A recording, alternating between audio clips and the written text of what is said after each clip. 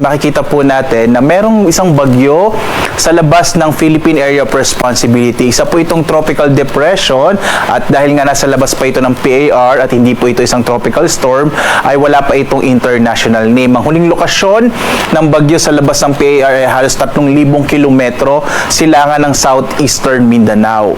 Base sa ating mga pinaka-latest na mga datos ay maliit po ang posibilidad na itong bagyo ay pumasok ng Philippine Area of Responsibility. Pinapakita rin ng ating mga datos na posibleng sa mga susunod na araw ay malusaw na lamang ito at maging isang low pressure area. So magbibigay pa rin po tayo ng update kahit na nasa labas ng Philippine Area of Responsibility itong tropical depression na nasa may southeastern, nasa silangan ng southeastern Mindanao.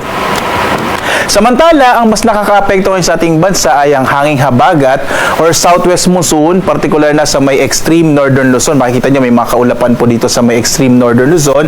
Samantala, malaking bahagi ng ating bansa ay patuloy na makararanas ngayong araw ng mainit at malinsangang panahon, lalo na sa bandang hapon, lalo na sa bandang tanghali po. Habang sa hapon hanggang sa gabi ay posibleng makaranas sa mga localized rain showers and thunderstorms ang malaking itong bahagi ng ating bansa. So mag-ingat pa rin po sa mga posibilidad ng mga flash floods and landslides, lalo na pag nagkakaroon po tayo ng mga severe thunderstorms. Inaasahan naman natin hanggang this weekend, generally fair weather mararanasan sa malaking bahagi ng ating bansa at sa ngayon wala tayong inaasahang may mabubuong low pressure area sa loob naman ng Philippine Area of Responsibility.